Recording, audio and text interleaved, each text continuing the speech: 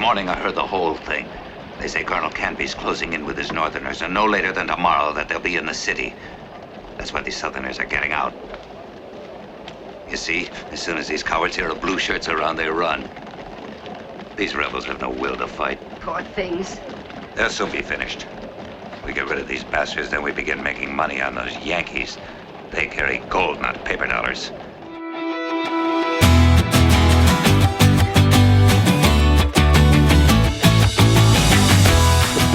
Oh my God, I can't believe it. Folks, I know this is going to be a very special episode of the Film Talk. I'm one of your hosts, apparently, Jett Lowe. I'm Gareth Higgins. The conversation never ends. And Jett, I have to ask you. You always start the show with such an abundance of joy, of delight, of excitement, of energy, and typically, recently, you've been predicting that the show is going to be special, or indeed, I think in this case, did you say very special? And you said, I know this is going to be a very special show. How do you know? Because this film, Challengers, answers one of the most long-standing questions in all of cinema, dear listeners. What if Sergio Leone's The Good, the Bad, and the Ugly, but tennis? And now we have the answers with Challengers. It's like, what if you do a home makeover show, but with people? Gareth, what is Challengers? Wait. Hold on. We've got a lot more to talk about. First, we do have little bits of business before we get into this in-depth exploration of Challengers. Folks, if you're listening to this on Spotify, for instance, instead of looking at our Patreon page or on the Apple Tunes or whatever the heck they're calling it these days, we do have bonus shows you can sign up for. What are some of the bonus shows folks may have missed out on? Some of the bonus shows that people may have missed out on include our most recent inaugural episode of what we're calling To Be or Not To Be. Not that we're advertising any particular free streaming service specifically. It's simply a little play on words. All those services out there where you can watch movies with ads. Some of us like to watch them with ads. Many of us don't, but it does allow you to get up, make a cup of coffee in the middle of them. What Jett has discovered is there is a veritable treasure chest of classic and high quality movies on those free ad supported services. Our first To Be or Not To Be episode was published earlier this week, in which we discussed John Frankenheimer's political conspiracy thriller 7 Days in May, which Jett rather liked. I did. Here's a clip. Yes. To be or not to be? To be or not to be? That is the question. A very good one. It's to be or not to be, Hamlet. No. No. To be or not to be. In our line of work, that's right up there with black holes, or to be or not to be. To be or not to be. Not to be. Okay, that was just a clip of our To Be or Not To Be montage, and you'll have to listen to the episode to find out if 7 Days in May is a to be or not to be. Or we also have be. another bonus episode coming up later this week. What's that, Gareth? Well, amazingly enough, we looked back in our archive and discovered that a long time ago, we did an episode dedicated to every single Batman film theretofore haveth beeneth releaseth. Is that how we talked 16 years ago? It's from in 16 Hamlet, years ago, To Be folks. or Not To Be.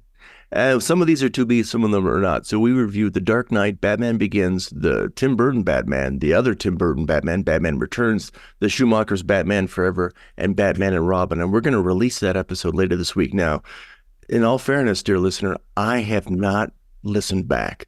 It's 16 years old, so I'm not going to aver the quality. You were a mere slip of a lad. Yeah, oddly enough, I was 17 years younger. I'm not sure how that works, but that's, you know. So we're going to quickly move on. But folks, don't forget, you can go to patreon.com/thefilmtalk to sign up for those bonus episodes. Okay, let's get to my favorite Sergio Leone-esque relationship picture yet. Challengers. As many of you know, is a film about tennis and Relationships, starring Zendaya, Josh O'Connor, and Mike Faist. It's directed by Luca Guadagnino, who made Call Me By Your Name and I Am Love, which, have you seen I Am Love, Jett, with Tilda Swinton? Operatic film about the drama of family. And I think it's also important to mention that inextricably linked with the quality and the experience of Challengers, along with the director and the actors, is the music by Atticus Ross and Trent Reznor. We do have a clip. This is our three protagonists. And interestingly enough, they're almost the only ones that speak in the whole film. The movie could be a stage play. I could see a stage play. Maybe they'll change the title. It'll just be called Tennis! ! They're on a beach. The two guys, Blondie and black hair, are Riff from West Side Story and Prince Charles from The Crown, are hitting on Chani from Dune. And Chani, they're all tennis players. They haven't turned pro yet. They're all very young. They're all basically teens. And Chani is telling him, Zendaya is telling him, Prince Charles, why he doesn't actually understand tennis. Hitting a ball with a racket is a great way to avoid having a job. Well, that's also your problem. Because you think that tennis is about expressing yourself, doing your thing. That's why you still have that serve. It works. Yeah, but you're not a tennis player. So you don't know what tennis is. What is it? It's a relationship. And that is Challengers. I got to say, I had more fun in the theater watching this film than I've had in a long time. There were moments where I felt these characters were boring and emotionally immature and irritating, and then I had to step back from that and go, that doesn't mean that the movie is boring, emotionally immature and irritating. It's one of the category errors that lots of us make when we're watching films, reading books or whatever, that the characters being portrayed, what's going on in their lives and how they're responding to what's going on in their lives may not be what the movie is advocating. And in fact, the movie doesn't have to advocate anything. It could just be describing, portraying, or illustrating it. And frankly, the journey between 18 to 31, don't know about you, Jett, the journey between 18 to 31, surprise, surprise, is a moment for many people when they do a lot of growing up. This exactly is why episode 30 from 16 years ago is going to be because, we were teens when we started. Now we're in our 30s. Which one of us is Prince Charles? For folks who don't get that reference, the actor is Josh O'Connor. Yeah, he played Prince Charles in The Crown. And he's brilliant in The Crown, and he's brilliant in this, and Mike Faist is brilliant in this. And Zendaya, honestly, I was watching this going, 27-year-old Zendaya is as good as 27-year-old Meryl Streep, and I'm thrilled at the prospect of watching her career. Folks, you've got to see the look on Jett's face. Your eyes became as big as Kermit the Frog's. Just I'm thinking when I said this. Zendaya is our Elizabeth Taylor, but without all the boozing. Well, let's hope not.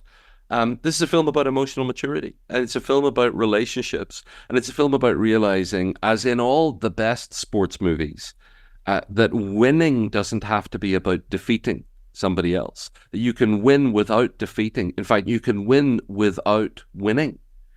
And all three of these characters win. And of course, Jett, you know, I am always looking for stories in which the zero-sum competition of one person destroying another person or getting one up on the other person in order for them to be satisfied, that the only way for my tribe to be satisfied is if the opposing tribe loses. I'm always looking for stories in which that is transcended into a kind of a win-win, or the way the world actually works, which is that you can have your share and I can have mine. We might even be able to share it together. I absolutely do not want to give away the ending of this film. I will just say that I had an experience in the last scene of this film where my body did something I'm not sure it's ever done before at the same time. And that is as follows. Oh boy, yes. Oh goodness. yes. Well, podcasts can be intimate, so it's okay. It's about. And I know you don't want to spoil the end of this film, but Yes. at some point, I feel we need to talk about what happens in the film, and so that by its very nature, it's spoilers, folks. If you're listening to this and you're saying, I want to see Challengers, go see Challengers and, come back and watch it. It's not like the old days of, over-the-air analog television where you had to watch it and wait for a rerun. Folks can come back because, and I'm with you 100% here, Gareth. And there's a reason why I mentioned the good, the bad, and the ugly. You don't want to hear the thing that my body did that it had never done before? Well, you didn't wait to find out if about I Am Love. What did your fist? You punched the air with your fist. No, I will hold the description of what my body did that it had never done before for a few minutes. Okay. Because I really think I have jumped ahead of us here. We haven't really described the premise or the plot of this film. Would you like to do that for us? Well, no, we got a clip. I mean, folks, there's an infinite amount of stuff people can find out the plot of the film. Tennis players. You could just say, listen, Zendaya is love triangle.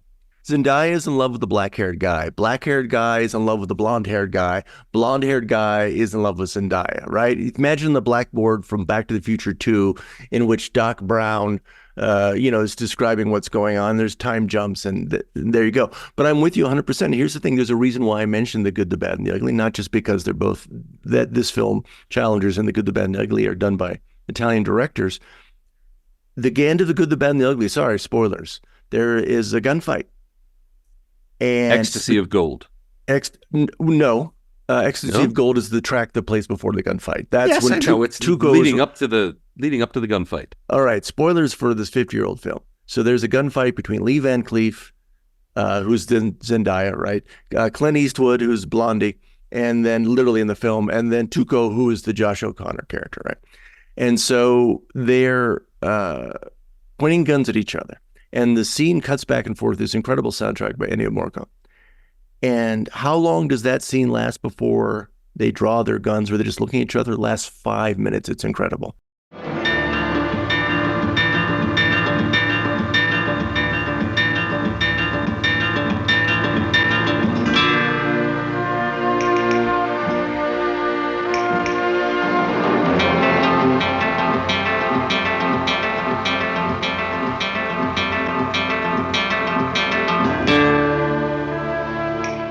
I want that to play for the whole 5 minutes, honestly. But what happens at the end, this is to Gareth's point, dear listener, they shoot each other at the end. What if at the end, instead, it's 60 years old, and spoilers for Challengers, what if instead they just embraced each other in joy? And that's Challengers. It shows you can be positive. It's not a zero-sum game.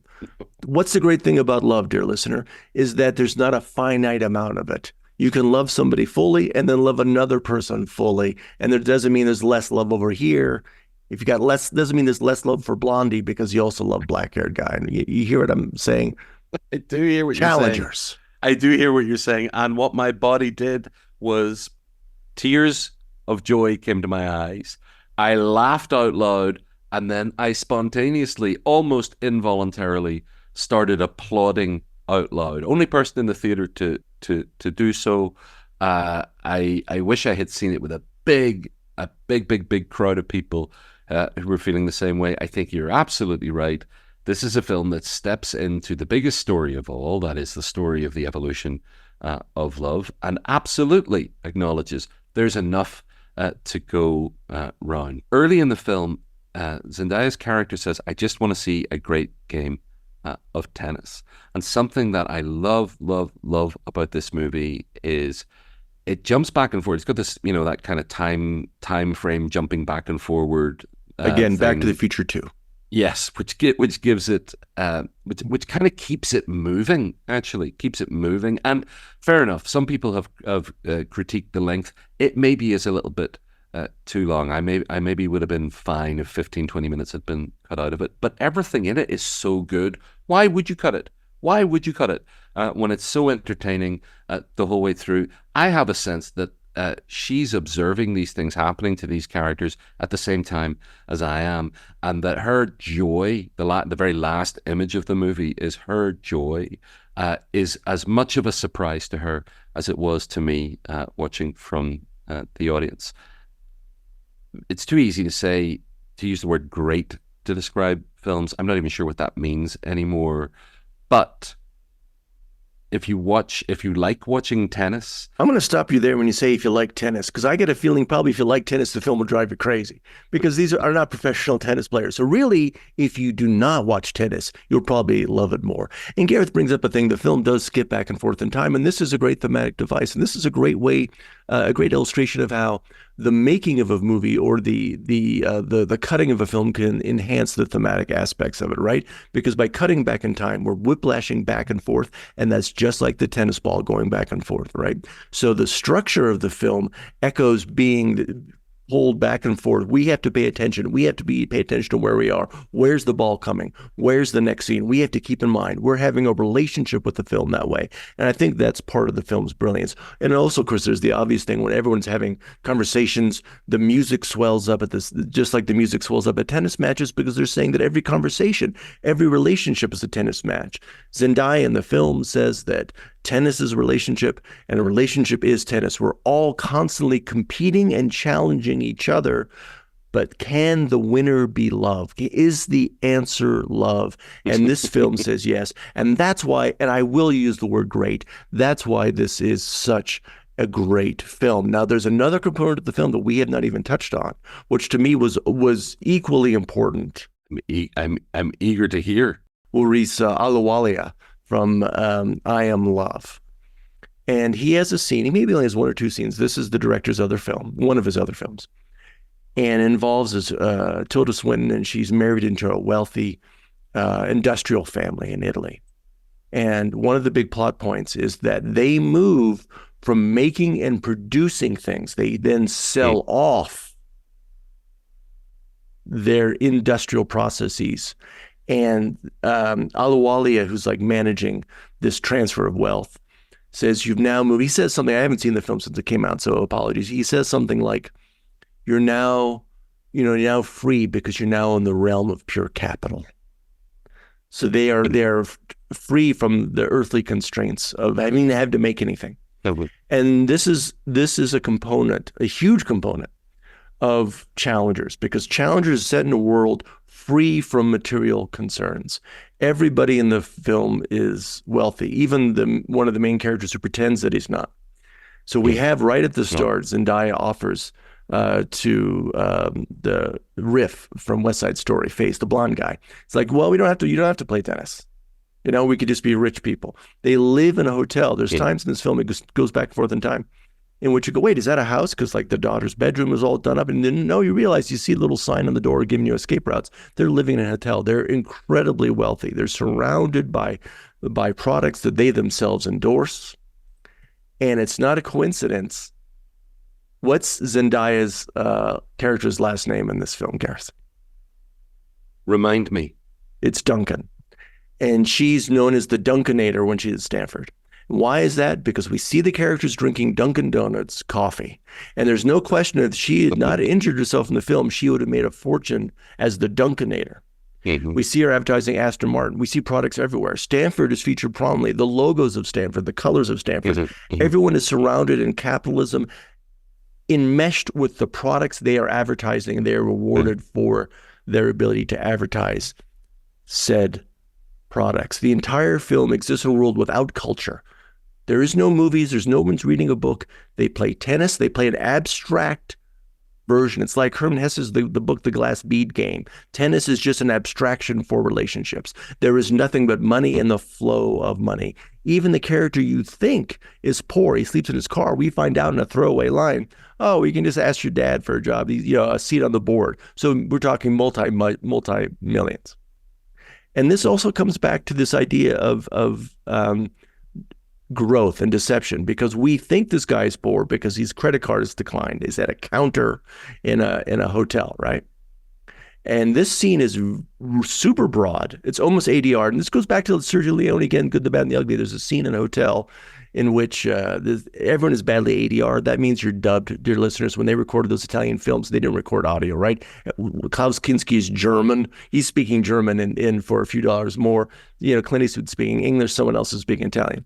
And the guy behind the counter goes, he pays with Yankee dollars or something like that. It's really bad. And it's the exact same scene in Challengers. These portrayal is very broad. We have a gay couple come up. They're way over the top. It's super broad. And why is that? Just because it's telling us this is all deception. The couple is way over the top gay, even though Josh O'Connor, the Prince Charles character himself, you can't say he's closeted, but he's not representing himself. But he's also, we find out later towards the end of the film, he's lying. He has plenty of money. The whole thing is deception. So it's all part of a piece. They live within an abstracted world of wealth, meaning that it is meaningless. They live this basically meaningless life. So all they have is each other and love. Does that make sense, Gareth? It feels very much like a description of what it is to co-host a film podcast over an extended period of time. Again, with the Kermit the Frog eyes, all that we have is each other.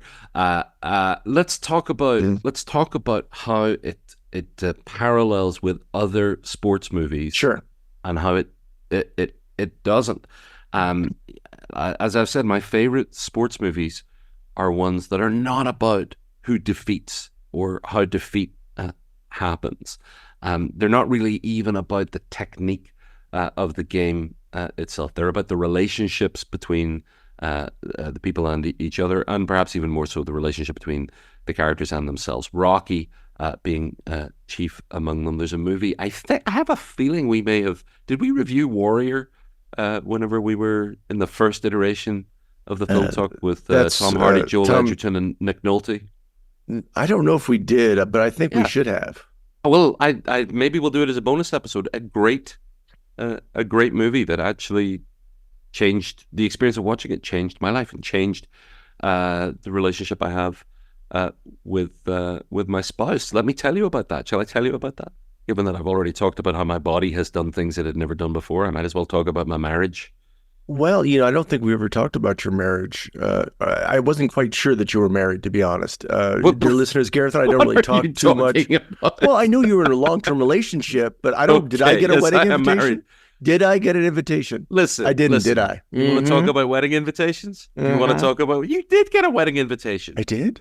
Oh, yes. Geez. When was that? Yeah, that's great. How long ago? Wait a minute. No, hold on. Dude. This is a little behind, pull behind the curtain. Because Gareth, we only talk about the movies. We don't talk about each other's personal life. Did I get a wedding invitation? Which one? Well, that's the thing. I know. I fully participated. I fully participated in, ladies and gentlemen, I have been married in a marriage of yours less times than James Cameron. So you can make of that what you will. There were definitely, you got invited to one of them. Yes. Weren't you the best man? I was. Oh God, I forgot about that. I was. At least in name. I don't know if I was the best man descriptively, but I try. Anyway, I'm sitting watching Warriors with Brian, or Warrior with Brian, which is a film about two estranged brothers who end up being flung together. Is he your husband? Folks don't know this. Yes, is he your husband? I don't know. I don't keep track of this business. Okay. Spouse, yes. I thought you guys maybe were in like a long-term relationship with like Zendaya. Zendaya, where I'm sitting. Dear listener, I want you to know I'm gazing through the miracle of Zoom at my dear, beautiful co-host Jett Lowe, whose eyes continue to do this Kermit the Frog thing through this episode. And let's just say love wins. It's not a zero-sum game. Love is not finite. I'm watching Warrior with Brian. It's a film about two estranged brothers who get flung together in a mixed martial arts competition. They have reasons to really not like each other. And there's a climactic moment that, if I was to describe it to you now, it might seem a bit cheesy, might seem a bit superficial. But my experience of watching it was I found it deeply moving. And I'm sitting there watching it and I'm crying silently. And Brian turns to me and he's going to say, this film is so cheesy and cliched.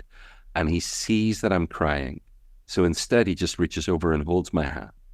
And then on the way home, he says to me, I'd love to know what you thought about that film and why you liked it so much. And if you want to ask me what I thought of it, give it a couple of days. And we'll talk about that then. Because he recognized something that it took me a long time to recognize. And that is, something can be beautifully life-giving to somebody else, even though I may have all the kind of, I don't know, film theory reasons or scholarly reasons or just opinionated reasons to be able to critique that film. But if they're having a life-giving experience, why would I want to take that away from them? And so, yeah, a couple of days later, we did talk about it. And yeah, I can see that it's a bit cheesy and it's a bit cliched, but the experience I was having at the time was moving me deeply. So I learned a lesson. It changed the relationship. It also changed how I want to be present to other people that I'm watching movies with. And I don't think it's a question of, the integrity of being able to evaluate a movie. If I don't like it and you've been moved by it, I can tell you that later, or I can write an essay about that, or we can talk about it in the film talk. But why would I want to snatch that experience away from you if it's life-giving? So Warrior would be the second of my three sports movies. Then you've got to watch Toby Hooper's Life Force, because that certainly is the experience that I had. So getting back to the sports films, you'd recommend? Yes. I'd recommend Rocky, Warrior. Okay, sure. And then I have one other. Okay, what's that? Not usually thought of as a sports movie, but in much the same way as Challengers has multiple tennis matches over the course of, I think, 13 years. There's another film that has multiple, I guess you could call them sparrings over a period of years, and is not ultimately about a zero-sum game, although in the minds of one of the competitors, their entire life is a zero-sum game. And this film resolves that beautifully by not pretending that it's easy for this guy to move on after he realizes the game is now over because his opponent refuses to play the game anymore. And that is, of course, Ridley Scott's first film from 1977 with Harvey Keitel, Keith Carradine, and Albert Finney, The Duelists. It's a much more serious game than a game of tennis when people are trying to kill each other. But if you've never seen The Duelists, I urge you to watch it. It's not a fun movie, but it's an important movie, and it's one of my three favorite sports movies. What about your sports movies? Well, I just want to add to you on The Duelists. I mean, it's interesting to see for film buffs, if you're an aficionado, Ridley Scott made a fortune starting as a young man as a commercial director, directing commercials for TV, right? Very famous. For bread. His Hovis Bread commercial was revolutionary. And so what's so interesting is to see how he took the techniques of commercials and then translated those to something that is extremely kind of a non-commercial idea. The film's very, very slow. It almost is staid, but boy, it sure is beautifully shot. So I would actually recommend The Duelist. Watch his famous original Hovis Bread commercial right before it. I'm sure it's on YouTube. The two I would recommend, of course, an obvious choice, Color of Money, that involves another kind of, it's not a thruple. And not even Challengers is not a thruple. It's kind of a thruple. It's kind of, the power dynamics are similar. Thruplacular. I don't know if that's a word, but I guess it is now. Yeah, you got your young Tommy Cruise. You got your Pauline Newman, and then you got what's her name? Mary. Don't say what's her name. That's terrible. Her name's Mary Elizabeth Mastrantonio. I apologize for saying what's her name. She is so fantastic in The Abyss. I mean, The Abyss is not Cameron's best picture, not his best picture. It is, but maybe his best that picture. is. Well, it's definitely his best picture. scene. It definitely has some of the best scenes when she has to decide to make a decision to drown, and then Ed Harris has to bring her back. It's arguably the best thing that Cameron's ever done. But Color of Money has these shifting power dynamics. It has the question of what is winning, what is losing, how do you lose so that you appear to win, and vice versa. There's also the sexual elements as well. So definitely Color of Money. My other favorite sport film that I would recommend, actually, and did I say sport film instead of sports? That's sort of like Mitt Romney, presidential candidate Mitt Romney, asked about like his favorite team, and he said, I don't follow sport. But he then added he has friends who own teams. So there you go. The other film I'd recommend is Hard Times. Walter Hill, the great Walter Hill, we don't talk about enough, who was such a presence in the 70s and 80s for American cinema. His films with Charles Bronson as a Depression-era bare-knuckles boxer is almost an anti-challenger, right? So rather than being involved in multiple relationships, he's the man alone. And rather than being independently wealthy, he does this because he has no choice. So it's a great double bill with Challengers as a sort of an anti, as sort of the white to the black, the yin to the yang, the sauce to the meat.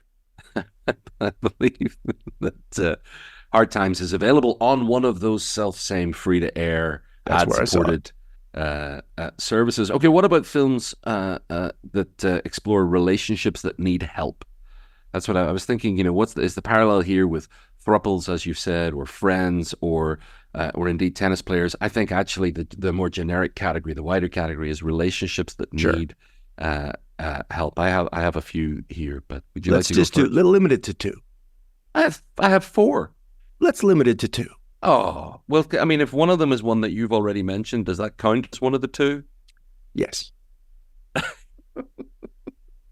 Well, I was going to say The Abyss, actually, because it is a film about relationships that need help. And Kramer versus Kramer, there was something interesting about Challengers that reminded me of Kramer versus Kramer. I don't quite know what it was. It may simply be I like films that are prepared to devote almost all their energy to something that at one level is very small and mundane, and that is the interaction between two or three people. And at another level, it's one of the most important things of all. And so in that sense, Kramer versus Kramer and The Abyss are a nice double bill. One is massive, the other is tiny, and they're both about something of potentially cosmic importance.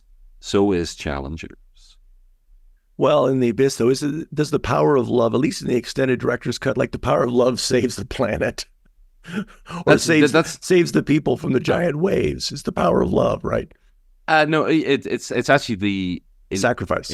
It's the fact that the alien beings who are going to destroy the Earth destroy humanity in order to save the Earth, they recognize that humanity is worth saving because there are human beings who are willing to sacrifice in order to protect the vulnerable. An ancient message, as if ever there was one. This is also why you're ambivalent about Interstellar, as I recall. Well, I would like to apologize to everybody that went to the Los Angeles world premiere of Interstellar. I was there, and when Anne Hathaway said, she's playing a physicist, and she says, "Maybe love is the most greatest power of all." Is that how she says it? Wow, yes. That's an amazing Anne Hathaway impersonation. Would you quote another of Anne Hathaway's? I yelled out at this again, world premiere. I yelled out, "Oh, for F's sake!" but more expletive in the theater. So I like to apologize to everybody. Well, and that's why Christopher Nolan hired you to ghostwrite all his future films. Here's my relationship picture I want to recommend. We're all familiar with Stanley Kubrick's Eyes Wide Shut. And one thing, and this is very curious to me, all the publicity, all the then decades of research and the reappreciation of Eyes Wide Shut, very few people mention that there's two other versions that have already been filmed of it. There's an Italian version and an Austrian version. And the Austrian version is more explicitly, it is based on the same novel. The Schnitzler story. Yes, the trauma novel, dream novel. So I would rate it's on YouTube. You can watch it with English subtitles. Watch this version of dream novel. It is obviously incredibly similar to Eyes Wide Shut in so many different reasons, in so many different ways. And it's a wonderful, understated, pleasurable, bittersweet exploration of relationships. It's on YouTube. An earlier version, if you could say it that way, of Eyes Wide Shut, dream novel. Do you still not believe that the power of love could be mediated through a 5-dimensional bookcase and help humans in the present save humans in the future? Well, the film seems to posit that love is some sort of extra-dimensional or extra-human force that exists, right? And for all I know, love is just a byproduct of evolution. Romans built these arches. The Romans built the arches, and then when you build an arch and you have like a plank over it, it creates a little triangle. There's a name for it. And then over time, the triangle started getting decorated in Roman culture. And they're beautiful and everything, but they're not a thing in itself. Archaeologists might look at that and go, oh, what meaning do these have? They had no meaning. They're a byproduct of building the arch. So what we call love may not even be an evolutionary reason for it. It could just, what we call love could just be a byproduct of us evolving on the planet. Do you know what I mean? It doesn't exist separate as a thing that Anne Hathaway can use to power a spaceship through the sun and go back to San Francisco and save the whales. You know what I'm talking about here? I do, and perhaps you're right. And I feel like I want to mention John Lewis, Congressman John Lewis. I've heard that he was asked when he was being faced with agents of the state who were literally beating him with a club, I think on the Edmund Pettus Bridge, the Civil Rights March that was the basis for the great movie Selma, that he spoke of how he loved the person who was beating him, and he was, and I'm not doing this to prove a point. It's almost like I'm lobbing the ball back across the net, because I'm not sure how important it is for us to arrive at a conclusion around this. So somebody asked him on a radio interview, I believe it might have been Krista Tippett on Being, something like, how could you find the love within yourself to treat this man this way? And he said, the love was already there between us. I just joined it. And I've heard people talk about people who are very practiced in contemplative silence, saying that it's a category error to try to summon up the silence from within us, but that silence may actually be a thing that already exists, and that contemplative silence is more easily practiced if you choose to just join it. We shall never know. Although I do think, in all honesty, it might be important to come to a conclusion about that, because if love was something that existed beyond us and could just be joined, that would probably change everything. So let's watch Interstellar again. I think that was an episode of the space hippie episode of Star Trek, the original series, that love was some sort of thing you could enter and that it surrounded them. I could be wrong. I'm confusing it with the Spore episode. Love may be the ground of being, rather. I mean, because I don't think it's a separate thing out there in the ether. I want to retain I think it's what mystery. We come from. Yes. I want to stay within the mystery, just like there was a mystery that there was no one in the cinema when I saw Challengers. I was the only one. I wanted to say with Challengers, movies are back. People love movies, but I was the only one in the entire giant ass screen. I hate to suggest this, but do you think it might have something to do with, you might be on, because of what you did at was it really the world premiere, like the red carpet world premiere, or do you mean like the opening night? Like opening night. I don't think it was. No, I didn't do Christopher Nolan. I would have been like marched out of there. You would have been removed. I would have been shot, not with love. What? That's. I think that would be going too far, and I just wonder if you're on some kind of watch list that when theaters see you coming, they give you private screenings because you're the guy that shouts back at Anne Hathaway. I think I was banned by Warner's because I jumped the gun in my review of Marley and Me, starring Owen Wilson. That's a true story. Folks, this has been Challengers, a fantastic film. Fabulous, wonderful, beautiful, gorgeous, sexy. The shot of Zendaya as she leans back and the camera goes over her as she watches Prince Charles and Riff from West Side Story make out is great. Any final thoughts before we give the folks a teaser for next week's show? I don't know how to describe it other than, if you like, here's the thing. If you think this film isn't for you because you're more into action cinema, trust me, this absolutely is the best action film I've seen in a long time. And I haven't laughed so hard since RoboCop.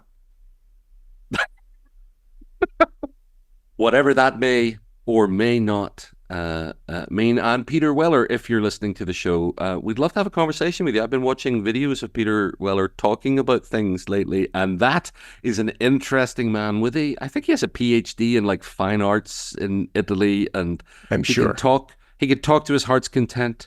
And there is a 4-part documentary on RoboCop. And I don't know, dear listener, if you like the film or not. I think it's an incredible, fantastic film. But this 4-hour documentary is worth watching just for the clips of Peter Weller talking about himself and his life. So yes, let's work on getting Peter Weller on the show. We can do a Peter Weller retrospective. Do you want to tease? Do we know what we're doing with the next week's show? Well, next couple weeks? I'm looking now at what's being released today and what's being released next week. What is being released? We should discuss. Well, there's The Fall Guy. Nah. The re-release of The Phantom Menace. No. I think it's going to be Kingdom of the Planet of the Apes. You think it is? I think it'll be that. We'll see. Love is not finite. It's not. It's all around us. It's in the air tonight as well. Folks, I love talking to Gareth Higgins about the movies. That's why we do this show. Don't forget, you can always talk to us over on the Facebooks if you want to endorse that platform at facebook.com/The Film Talk. We're on Patreon. Just look for The Film Talk. We're on all the, Spotify's and the Apple Podcasts. Your support obviously helps us produce the show. Like cosmic, mysterious, metaphysically present love, The Film Talk is everywhere. You have any questions or concerns, you can always email us, info@thefilmtalk.com. Any questions or concerns about anything? About love. I've been Jett Lowe, your relationship guru. I'm grateful. I've been Gareth Higgins. We'll keep talking. Next time.